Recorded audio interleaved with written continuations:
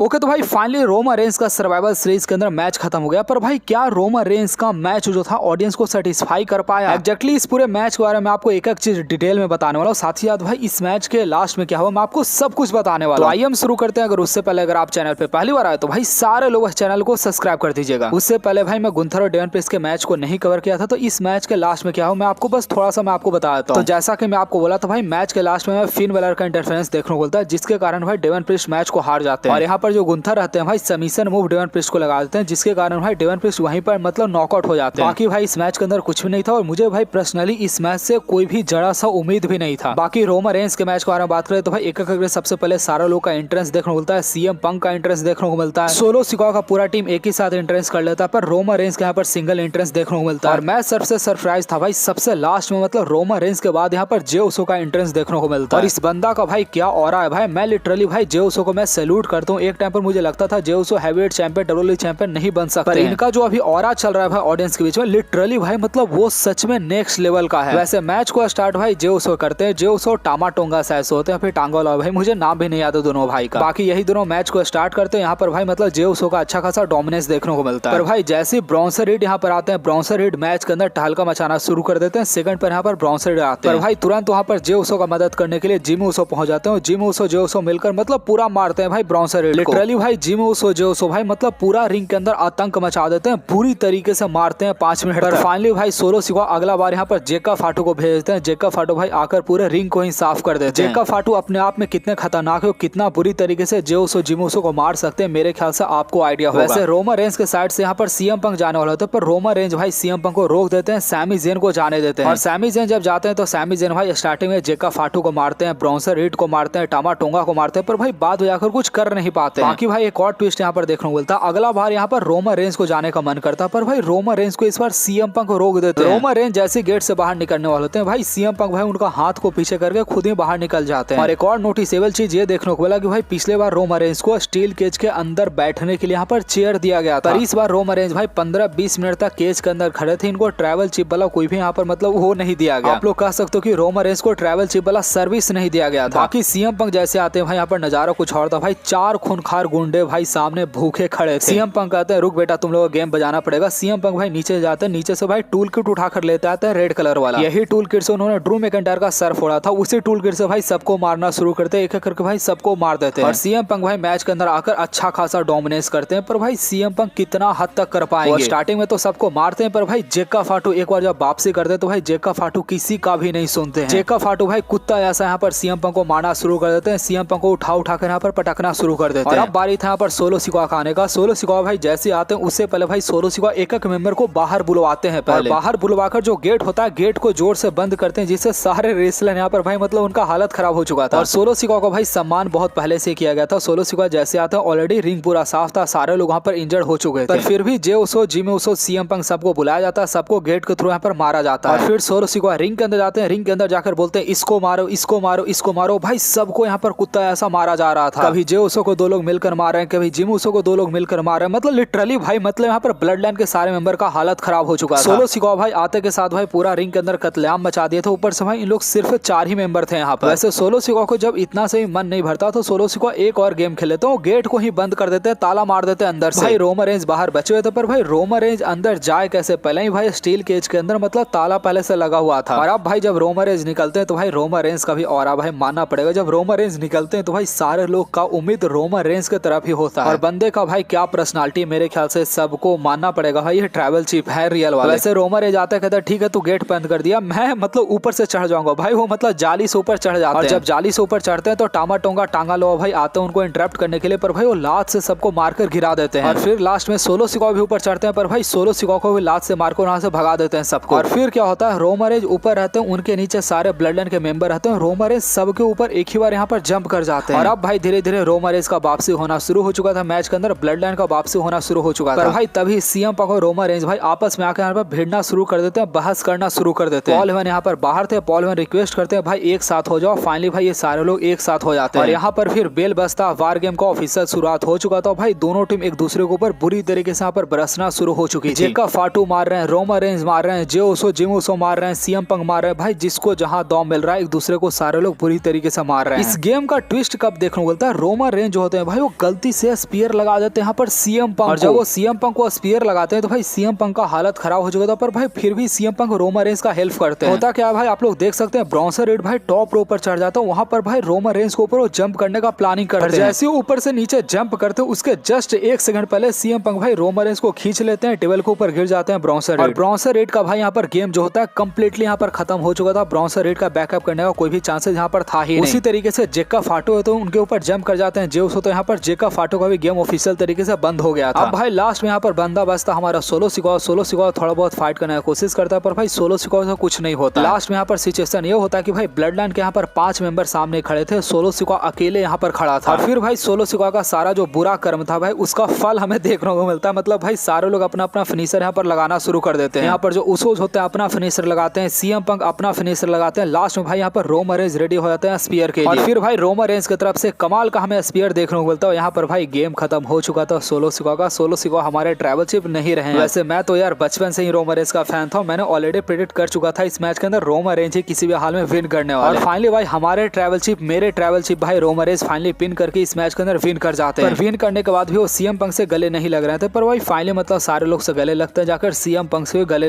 जाकर मतलब वो लग जाते हैं। बाद में जब नीचे आते हैं तो सीएम पंक भाई पॉल हवन से गले लगते हैं, मतलब रोमन रेंस भी पॉल हवन से गले लगते हैं। कुल मिलाकर भाई ब्लड लाइन के लास्ट में कुछ ऐसा सीन देखने को मिलता है। आप लोग देख सकते हैं सीएम पंक एक्नॉलेज नहीं कर रहे हैं, पर बाकी सारे लोग यहाँ पर एक्नॉलेज कर रहे हैं। ओवरऑल भाई इस पूरे मैच से मैं बिल्कुल भी मैं डिसअपॉइंटेड नहीं हूँ भाई, ये मैच बड़ा कमाल का था भाई। मैंने ऐसे ही मैं 8 मिनट का मैं रिव्यू नहीं बनाया हूँ। बात है कि भाई डब्ल्यू वालों को भाई कुछ न कुछ इस मैच के अंदर आपको ट्विस्ट करना चाहिए था, किसी न किसी रेसलर का आपको रिटर्न करवाना चाहिए था। आप लास्ट में यहाँ पर रॉक को बुला लेते, जिला फाटू को बुला लेते, जेका फाटू के भाई को बुला लेते, अनुआ को बुला लेते, सेथ रॉलिंस को बुला लेते, भाई किसी को भी बुला लेते। पर आपको इस मैच के लास्ट में भाई किसी न किसी को बुलाना मतलब होता भाई, ऐसे थोड़ी काम चलता है। बाकी भाई बहुत सारे चीजों के बारे में बात करना नेक्स्ट वीडियो के अंदर। हाँ, पर अगर आप भी मेरे जैसा रोमन रेंस के सच्चे वाले कट्टर वाले फैन हो तो भाई सारे लोग वीडियो को लाइक करके सारे लोग चैनल को सब्सक्राइब करना मत भूलिएगा।